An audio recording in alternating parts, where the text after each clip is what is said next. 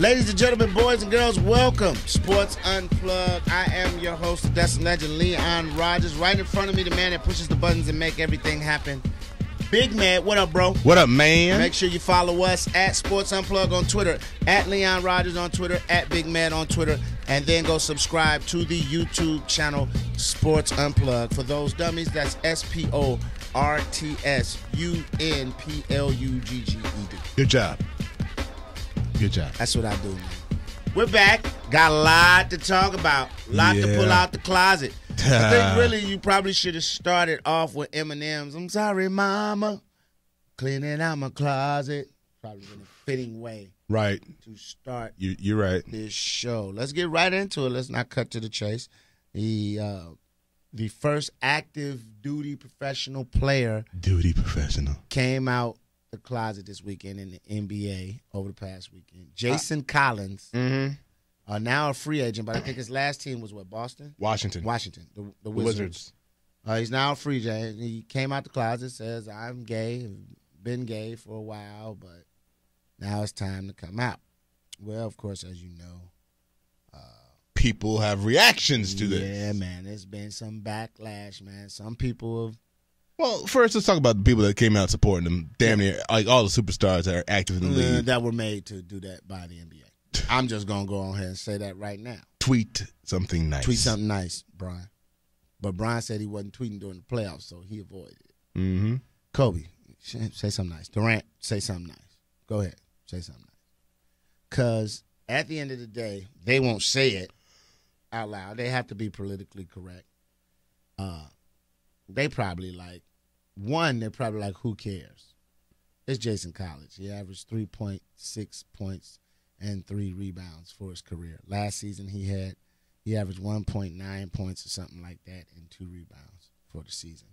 First of all, and this is how I'm looking at it. Who cares? Mm-hmm. Okay, you gay dog. You're not a factor maker in the NBA. Now, somebody like, as much as they tease and joke Chris Bosh, if Chris Bosh comes out and says he's gay, nobody will be surprised, but at the same time, because a lot of people have their preconceptions and notions about him anyway, but at the same time, I think that's a little bit more of a difference maker. You're talking about an all-star, a starter, a guy who, if he keeps chugging along, might possibly work his way into the Hall of Fame on a championship team. Right. Makes a big difference. Kobe, LeBron, a John Wall, a Kyrie Irving, somebody difference maker in the league. In the beginning of the career, beginning or middle of the career, not the end. Jason, I mean, to me, it holds about the same weight as when John Amici, after he retires. Because I don't think, I'm gay. I personally don't believe that Jason Collins is going to be back. No, but I mean, it's not, and not because he's gay. I'm glad you brought that up. And that's the thing where I'm kind of scared of. I'm scared that because even before he came out the closet, I was like, well, Jason Collins is not probably going to play next year. Right. I mean, there might be a couple teams that might take a look at him, but now it's not so much that he's gay, but do you want the circus? Yeah. Do you want does a veteran team want Jason Collins that bad to be on the bench to have the circus of, okay, how y'all going to handle Jason Collins? Jason Collins getting more coverage now than he ever has in his life, and the hardest thing for, all these news outlets to do is find highlights of him. You know what I'm saying? In the league. It's like the highlight YouTube reel that somebody's put together on him is approximately 45 seconds for a 12-year career. Right. I'm just saying.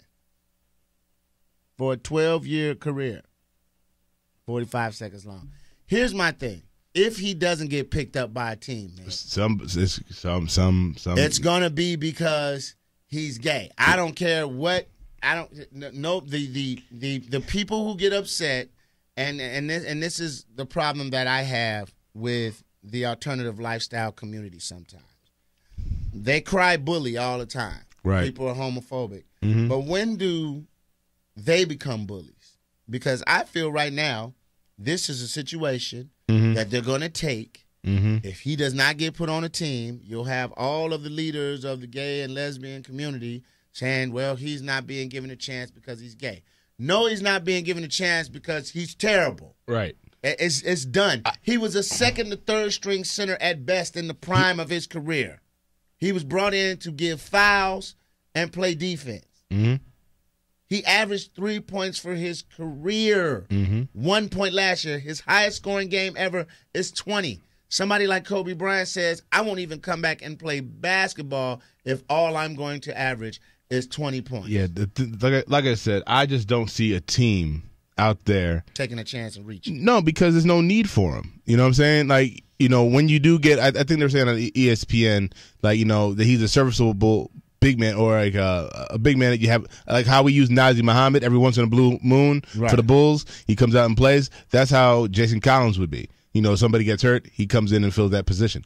But the thing is, at the beginning of the year, what team wants to bring in a 34-year-old, you know, below average center? Exactly.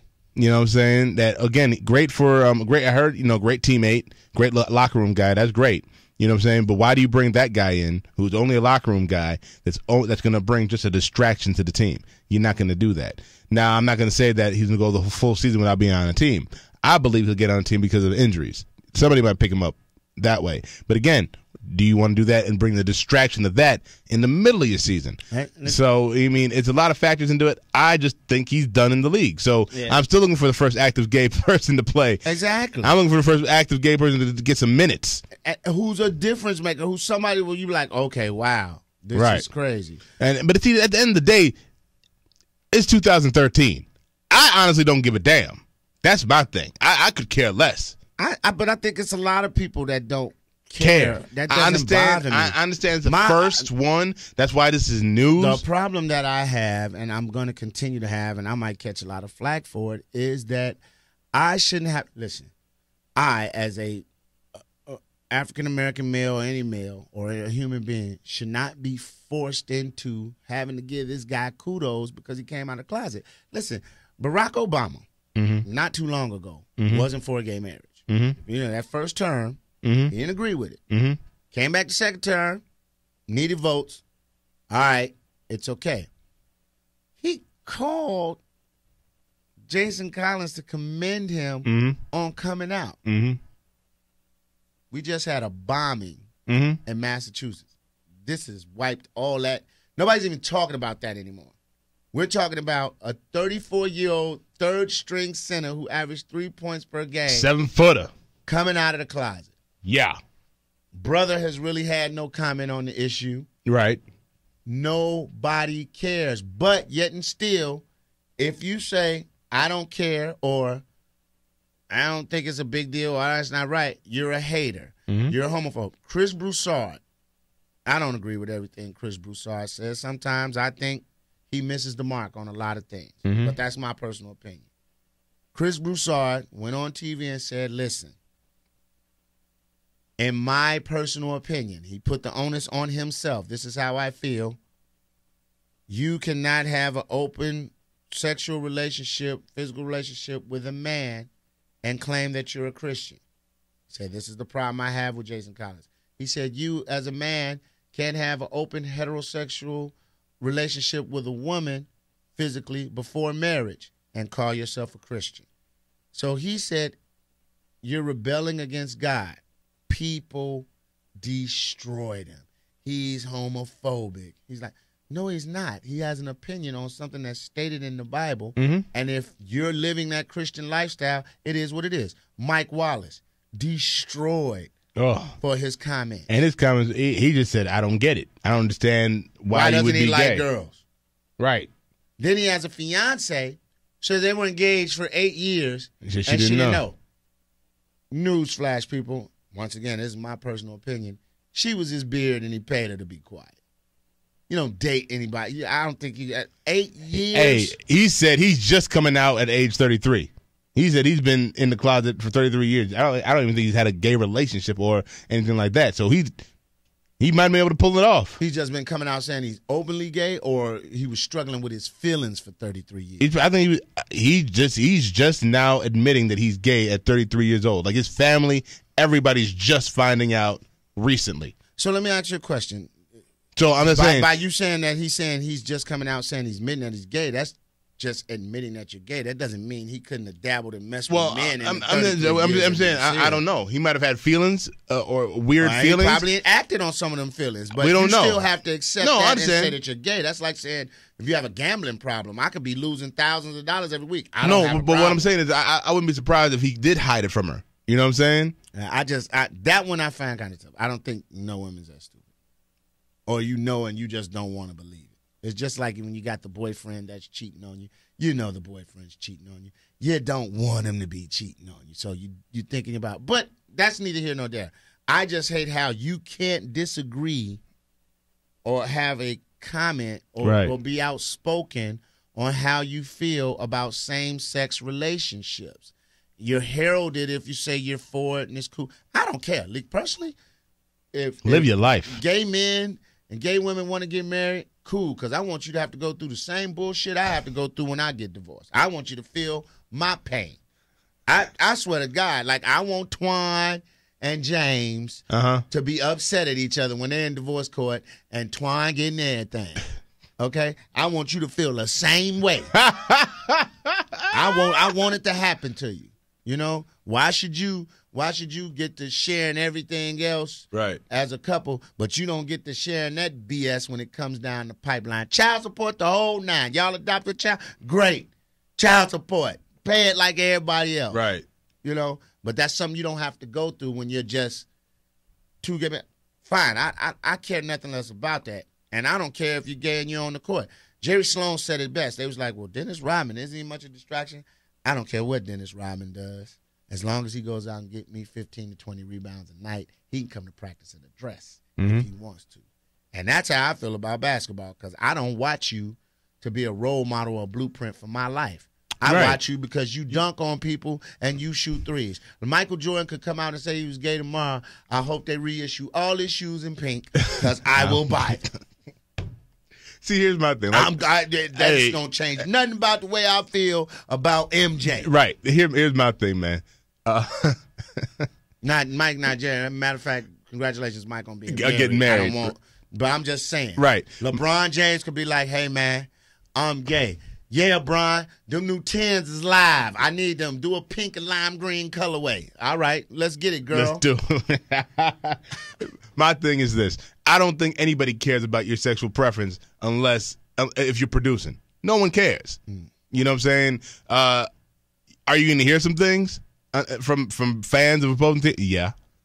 You got ignorant people out there. You got guys playing baseball, black guys saying they're saying some of the worst things to them to this day in the outfield. You know what I'm saying? So you're hearing that stuff now. So you're going to go through it. Everybody goes through it. You know what I'm saying? You got to deal with it. Kobe went through it, and he wasn't gay. He got called rapist and everything out on the court. And like I said, the issues that I have stem more with you don't like the whole fact that you feel like you have to be forced. I can't say what I feel. You can't say I don't hate gay people. No, I don't hate gay people. Right. You know, but don't tell me that I can't disagree with you because of a lifestyle you chose. And another thing, I don't know if we're gonna talk about this more when I come back. I definitely get tired of the gay and lesbian community comparing their struggle to the struggle of the black man and black woman as far as civil rights go. I can't hide this. I cannot hide this. When I walk out the house, I'm black. You can be in the closet for as long as you want. For as long as you want. And how do you want me to support something that a lot of y'all have to stay in the closet about? I'm proud to be black, and I walk around as a black man every day.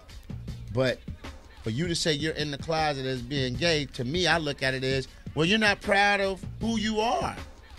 I have more respect for a guy that's out of the closet than a guy that's in the closet, no matter what the circumstance. I think you just talked about it right there. Yeah. We'll be back. We'll be back, man. What we got coming up when we come back? We'll be back. All right, let's do it. Sports Unplugged.